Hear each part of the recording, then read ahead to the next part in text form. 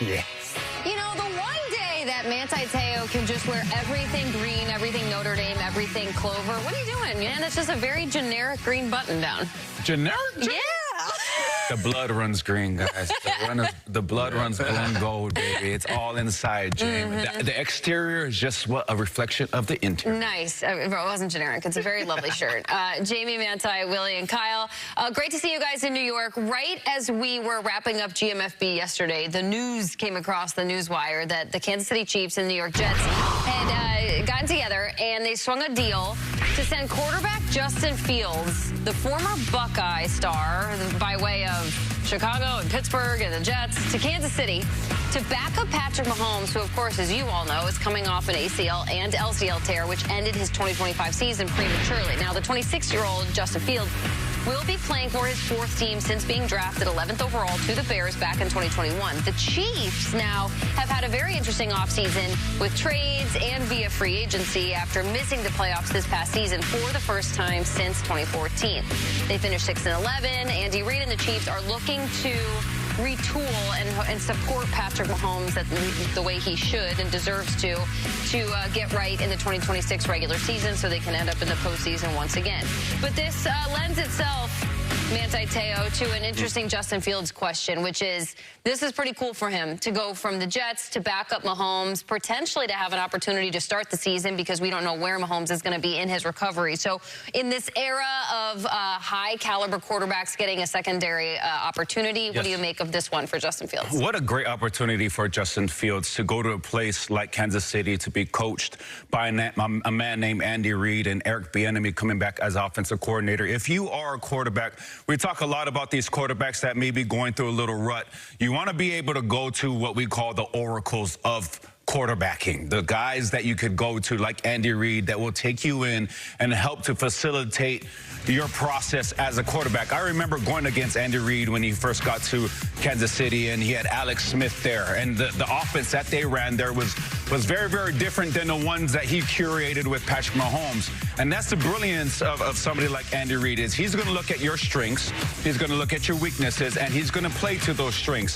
When I watch Justin Fields play, he is electric as far as his physical abilities. He can run, he's fast, he does all of those things.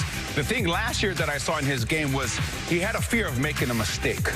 He would hold on to the ball. We saw this last year, guys. He would just hold on to the ball. You're like, let the ball go. Sometimes what's going up in your mind and those fears of making mistakes will limit you from being a very productive player, whether it's quarterback, whatever position on a football field.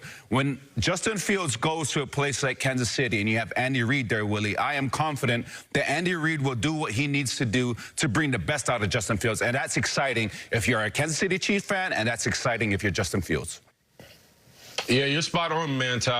It's tough, man, because I thought this kid never really had a chance to develop. It's, you know, we talk about Chicago going through multiple OCs, landing in Pittsburgh. There was issues with his mechanics and his fit, but he still won. He goes to the New York Jets. He's 2-7 in 9 games, and you're 100% right.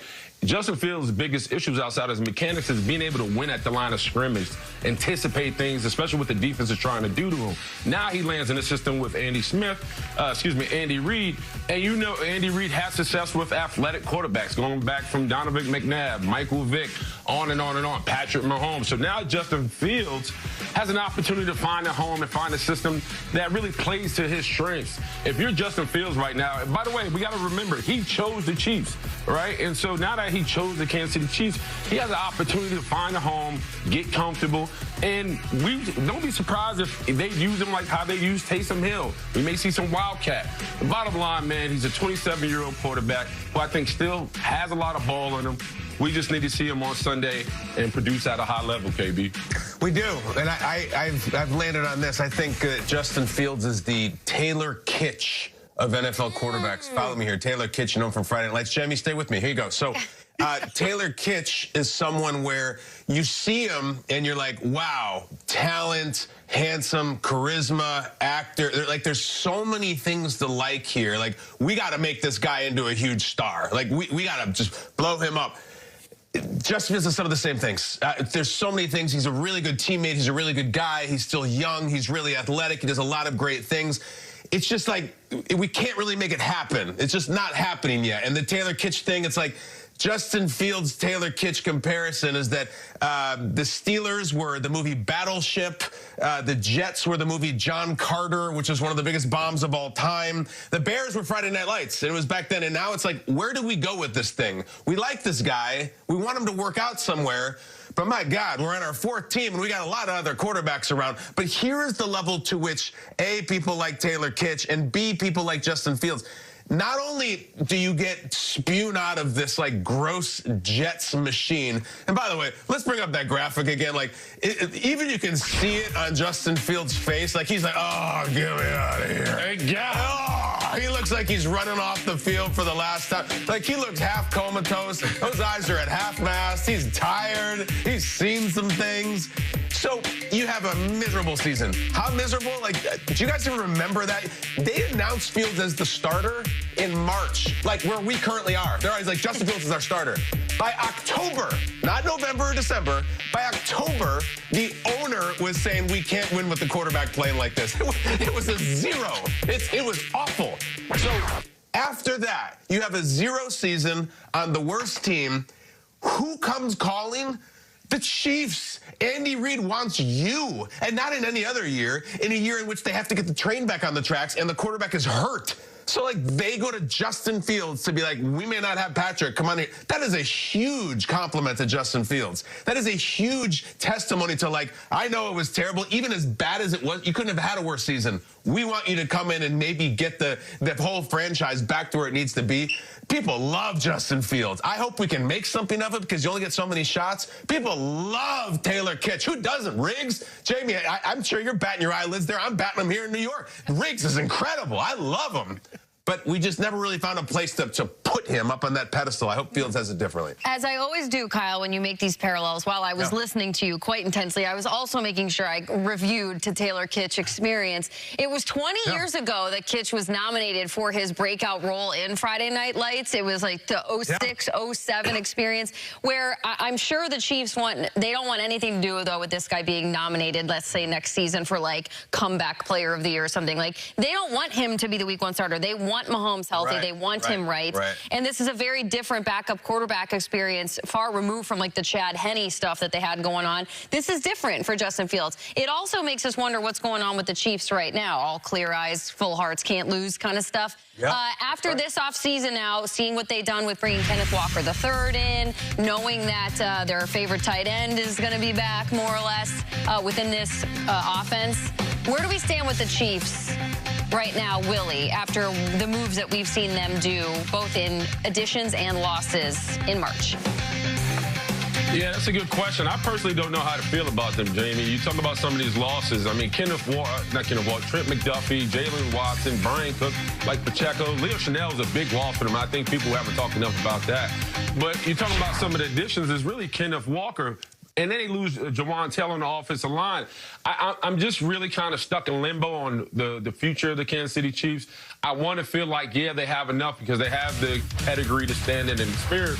But there's a big question on what version of Patrick Mahomes they're going to get back coming off a knee injury, right? You got some holes in the offensive line. You talk about this defense, who's been the backbone of this team, really weren't able to get home and get after the quarterback last year. So now you have all these holes, all these deficiencies, and I'm kind of saying, okay, Kenneth Walker is one need that you address, but you still have to find a pass rush. You still got the secondary that you lost Trent McDuffie, Jalen Watson, and all these other guys who were the cornerstone pieces to your defense.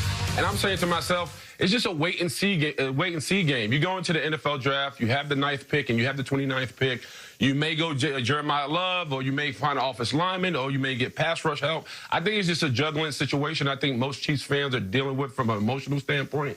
But nevertheless, man, I think the Chiefs, excuse me, are under construction. So I don't know, man, Ty, what about you? Willie, I see what you're saying when you're saying what version of Patrick Mahomes are we going to get. My biggest question is, when are we going to get Patrick Mahomes? When I look at the NFL season, especially the regular season, it's a lot like the semifinals for the 4x1 meter race. There's 4 legs of the race. There's 4 quarters to the season: September, October, November, and then there's December. There's also 2 ways to get to the finals. You either win your heat or you run fast enough in football terms to qualify for the top 7. The challenge for the Chiefs are there in a division that has the fastest sprinters in it, in that division. They got the Broncos and they got the Chargers. When you don't have Patrick Mahomes, when you don't have probably Rashee Rice, you're not going to have the fastest first leg. But to the credit of the Chiefs, they usually have their fastest leg on the last one. The problem is by the time that baton is passed to Patrick Mahomes, is Patrick going to be able to close that distance, or is that distance going to be too far for the Broncos and the Chargers for him to make up that? I think we saw that this past year. It's the first 4 to 6 weeks. We're like, man, don't worry, Rashee Rice is coming back. By that time, there's already so much distance being made with the other teams in the AFC that by the time they start clicking, that distance is a little bit too much. So in 2026, going forward in this 4x1 race that is the NFL season, are the Chiefs going to be able to keep up in time? So by the time Justin Fields hands this thing to Patrick Mahomes, Kyle, will he be able to close that distance? Because there is going to be a little bit of distance. Yeah, or does Mahomes start week 1? Like, I get nervous about the time frame because the generic time frame for Patrick Mahomes' injury, they say 9 to 12 months, which is a huge window. Happens in December. That puts 9 to 10 months to September. And, you know, and now it's like all in week 1. Got to be back week 1. I'll never forget, remember RG3's injury. It was all in week 1, week 1, week 1. He had a logo, he had a mantra and everything that seemed so cool. And then it was just a disaster. So, I mean, you want to get 8 or 9 years out of Mahomes after this, right? Like, you take this super cautious. So Justin Fields going to be starting games. I don't know. That's the biggest question for me. But I look at the 2026 Chiefs. We're in March right now. I look at them through the lens of the NCAA tournament. I think this is an interesting year for the Chiefs because I feel like they're coming into the tournament that is the 2026 season like so far off the main bullseye of where everyone's looking. I looked it up. I was like, what is the worst seed in the tournament that Duke has ever had? Like, what do you think is there? I looked it up. In 1996, Duke, with Coach K, they were an 8 seed. This is the worst seeding they've ever had in the tournament. They show up, Duke, the logo, everything, Coach K, they're an 8 seed. I feel like the Chiefs, this is like their 8 seed season where they're going to go in and everyone's going to be talking about Manti. Broncos are next, Chargers this, Raiders, who knows. 8 seed. Manti, this was 1996. This is way back in the day. I wouldn't expect you to remember. What do you think happened in that 1996 NCAA tournament for Duke, who was an 8 seed? What do you think? Won the national championship? No, they lost in the first round of Eastern Michigan. But it's still a good story. It's still a good story. So the Chiefs, if that happens again... That's the way to swing, man. I just did Manti dirty. I just crushed him. But, Jamie, that's how I look at it. This is like Andy and whatever version of Patrick. They're not a 16 or a 15 or something, but, like, they're showing up this year as an 8 seed, and we'll see which way it goes. I feel like there's some brands of college basketball programs that, like, they would rather not be in the tournament at all than have the audacity to be labeled a 15 or a 16 seed. Like, the fact that Duke is like, ew, an 8? Like, we'd rather go play in the NIT. Yeah. No offense to the NIT. Kyle, the Friday Night Lights thing is just ringing in my ears right now, and I can't get it off my... Who is a more beloved coach in your mind, Andy Reid or Eric Taylor? Oh, man. I mean, listen, we can't talk about Eric without talking about Tammy. I mean, Tammy was the one that held that house together. But Eric Taylor, the fact that he went from Dillon to East Dillon, and that's kind of like Andy Reid going from the Eagles to the Chiefs. So it's neck and neck because, wait, what's Andy Reid's wife's name? Is it Tammy? Is it Tammy? It might be. Stand by. Isn't it? All right. So I think that's his wife's name. That's an incredible thing. Either way, neck and neck. I mean, how credible. I wouldn't be surprised if Eric Taylor's wife's name was based on Andy Reid's wife's. Like, that's so cool. So, you know what? Answer Jamie, my answer is Tammy. That's the winner in all of this. That's a good point. Yeah. How about Lila Garrity versus the field? Oh, come on. Jamie, we'll talk during commercial break. And honestly, I watch that show sometimes, and I'm like, never mind Lila. Look at Riggs. Damn. You know what I'm saying? Like, that show had everything going on. Oh, my gosh. All right, the NFL...